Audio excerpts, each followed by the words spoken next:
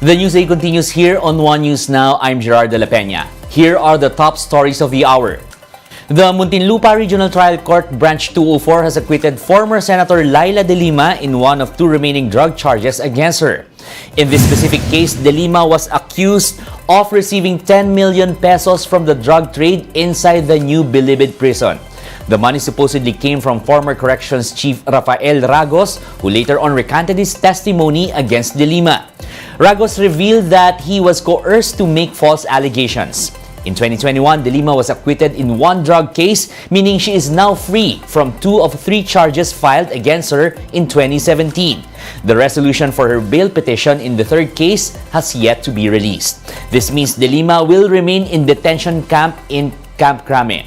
De Lima was greeted by her supporters chanting "Free Laila" upon her arrival at the Muntinlupa RTC Branch 204 earlier today. President Bongbong Marcos has called on Southeast Asian nations to abide by the United Nations Convention on the Law of the Sea, or UNCLOS, to maintain maritime order in the region. Speaking at the 42nd ASEAN Summit Retreat session on Thursday, Marcos said the 1982 UNCLOS should be considered the, quote, Constitution of the Oceans. The president noted that Southeast Asian countries must make sure that the South China Sea does not become a nexus for armed conflict. Marcos expressed concern over recent incidents in the South China Sea, particularly those that infringe on the Philippines' sovereignty and jurisdiction, which he said have been affecting fisherfolk and coastal communities. Marcos added that the Philippines is committed to the implementation of the Declaration of Conduct of Parties in the South China Sea, or DOC.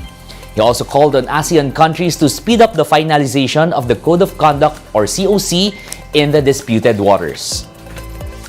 On the South China Sea, I reaffirm the Philippine commitment to the peaceful resolution of disputes and advocated for a rules-based maritime order anchored on 1982 UNCLOS. The number of COVID-19 Arcturus subvariant cases in the country has risen to 4. This as the DOH tallies 3 more cases of the Omicron subvariant XBB.1.16 in its biosurveillance report from April 12 to 19. The DOH says the 3 new cases were detected in Western Visayas and are most likely locally transmitted cases. In March, the World Health Organization listed the Arcturus subvariant among variants under monitoring. This as health authorities feel that the Arcturus spreads more quickly than the original Omicron variant, with the subvariant having been detected in over 30 countries. The DOH calls on the public to get their second boosters.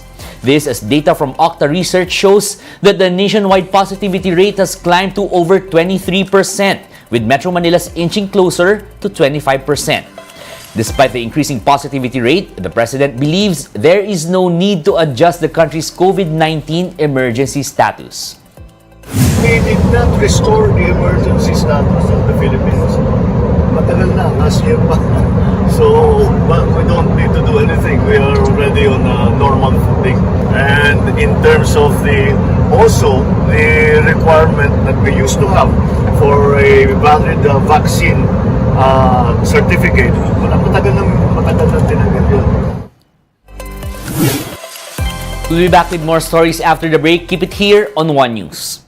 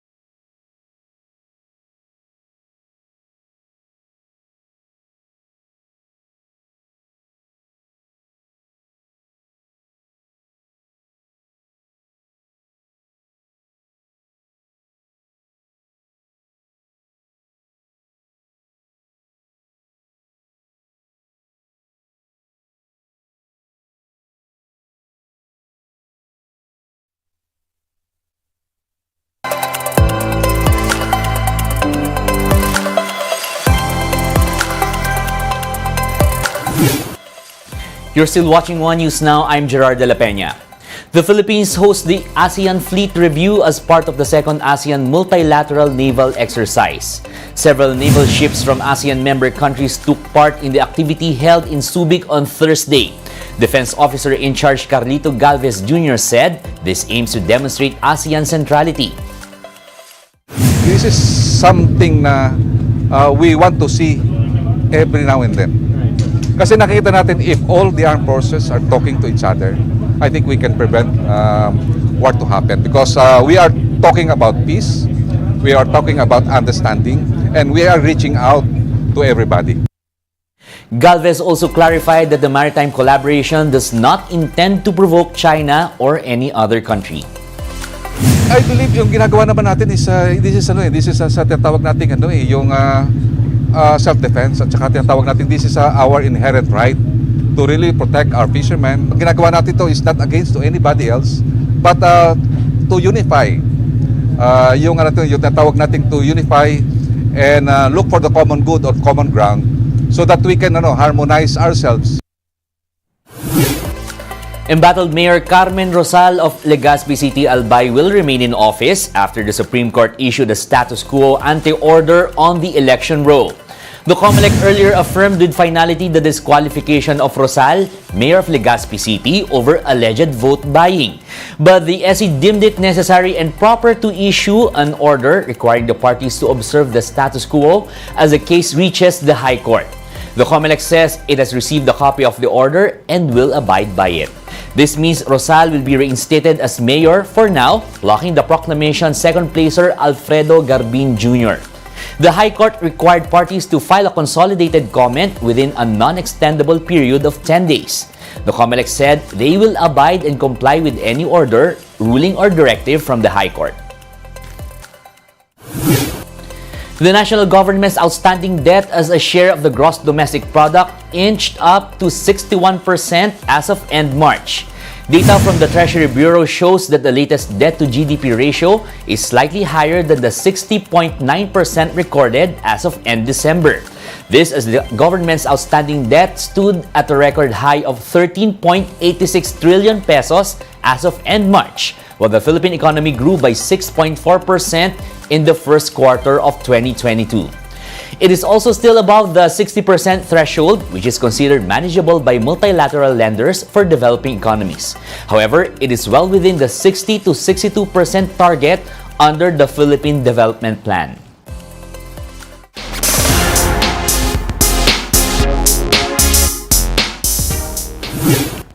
Gilas Pilipinas suffers a shocking 79-68 loss versus Cambodia in the men's basketball tournament at the 32nd Southeast Asian Games. It was the first time in memory that the Cambodians beat the Filipinos in SEA Games basketball. The last time Gilas men were defeated at the group stage of the biennial meet was in 1997 or over 2 decades ago. Samaang Basketball ng Pilipinas Chairman Emeritus Manny V. Pangilinan expressed his disappointment. In a tweet, he described the game as, quote, disgraceful and asked the SBP what happened. On to some good news. Gilas Pilipinas women defeated Singapore 94-63, giving the team a 2-0 win-loss record. The Philippines women volleyball team also beat Singapore in straight sets during a do-or-die game. Eric Cray, meanwhile, claimed his 6th SEA Games gold after dominating the men's 400-meter hurdles event. The Philippines remains on the 6th spot in the medal tally with 143 medals, 27 of which are gold. Vietnam is leading with 58 gold medals, followed by Cambodia, Thailand, Indonesia, and Singapore. And that's it for this hour. I'm Gerard de la Peña. Join us again at 11:15 a.m. We are One News all sides all the time.